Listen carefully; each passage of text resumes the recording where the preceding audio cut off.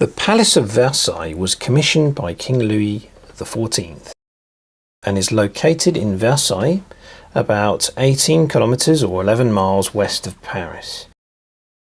Louis XIV was also known as the Sun King, or Roi Soleil, and Louis Dieudonné, as well as Louis le Grand and Louis le Grand Monarque. Was he a great king or a tyrant? That is a matter for debate.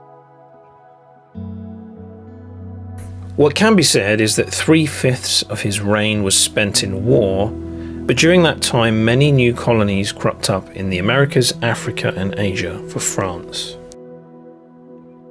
Louis XIV was a great patron of the arts, and in 1666 he founded l'Académie des Sciences. After Louis died in 1715, France was in crippling debt. His opulence sowed the seeds of the French Revolution some years later. Initially a hunting lodge of King Louis XIII, Louis XIV, his son, transformed it into a palace and moved the seat of his court and government to Versailles, making the palace the de facto capital of France.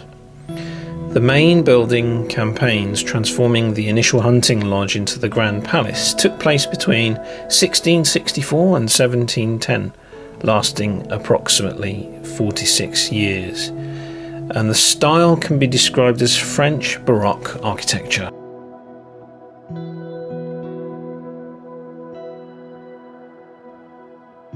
During the time of the French Revolution, the Palace of Versailles was largely abandoned and emptied of its contents, and the population of the surrounding city plummeted. It was not until the 1830s that meaningful repairs were made to the palace. A museum of French history was installed within it, replacing the courtiers' apartments of the southern wing. It also became famous as the location where the Treaty of Versailles took place in 1919, which would impose harsh terms on Germany and ultimately be used by the Nazis as a pretext to start World War II. Between 1925 and 1928, the American philanthropist and multimillionaire John D. Rockefeller Jr. gave $2.2 million approximately, the equivalent of about $38 million in 2024, to restore and refurbish the palace. The palace and park were designated a World Heritage Site by UNESCO in 1979 for its importance as the centre of power, art and science in France during the 17th and 18th centuries. The palace is now owned by the government of France. 15 million people visit per year, making it one of the most popular tourist attractions in the world. In 2003, a new restoration initiative, the Grand Versailles Project, was started, which began with the replanting of the gardens, which had lost over 10,000 trees during Cyclone Lothar on the 26th of December 1999. One part of the initiative, the restoration of the Hall of Mirrors, was completed in 2006. Another major project was the further restoration of the backstage areas of the Royal Opera of Versailles from 2007 to 2009. If you enjoyed watching the series Marie Antoinette, made from 2022 to 2023, well, this was actually filmed at the Palace of Versailles, with Versailles Mondays being the designated days for filming inside the palace when it was closed to the public. It's a superb period drama, a wonderful series, and I highly recommend you watch it. I've been watching it on the BBC iPlayer.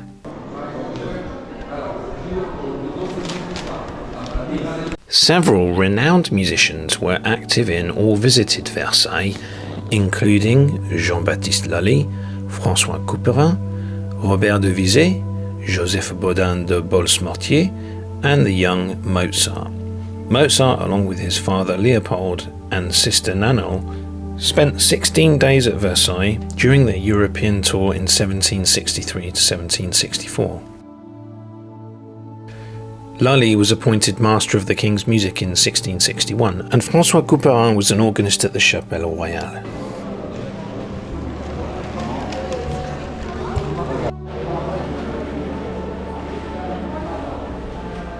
Also worth a mention is Les 24 Violons du Roi, or the Versailles Orchestra from 1626 to 1761, the 24 violins of the king.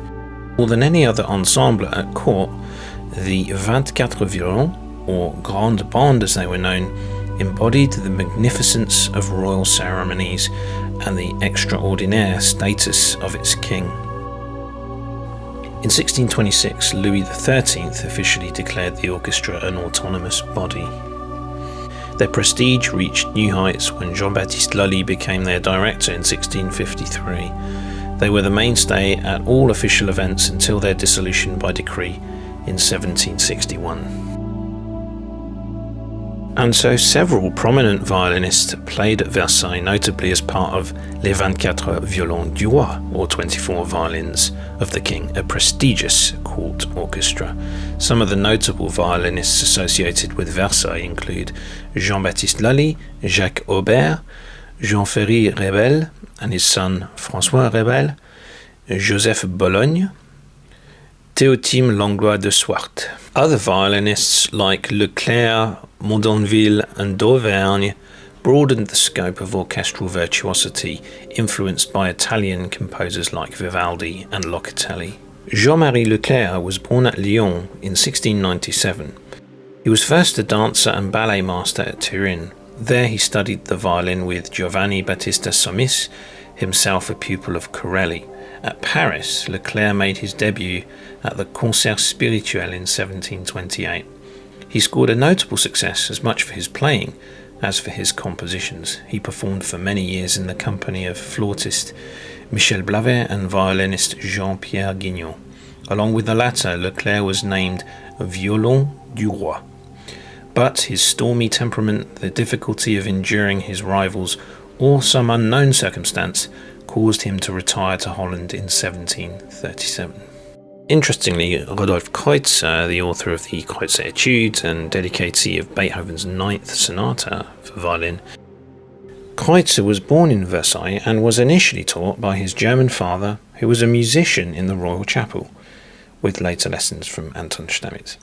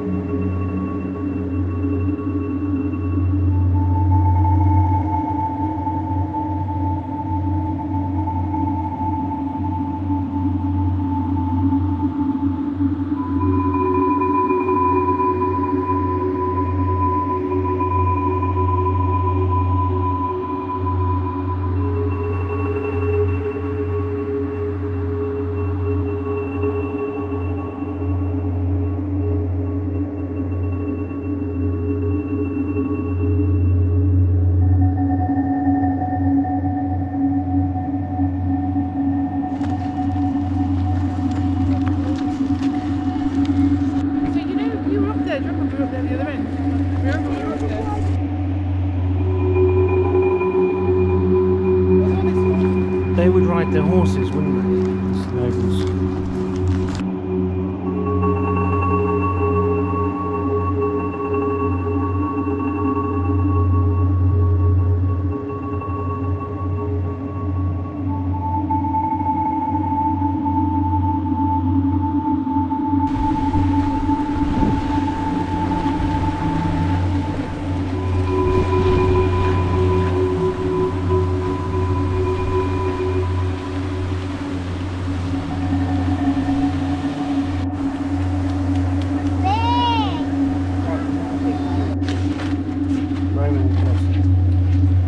So it's a 2,000 years old statue.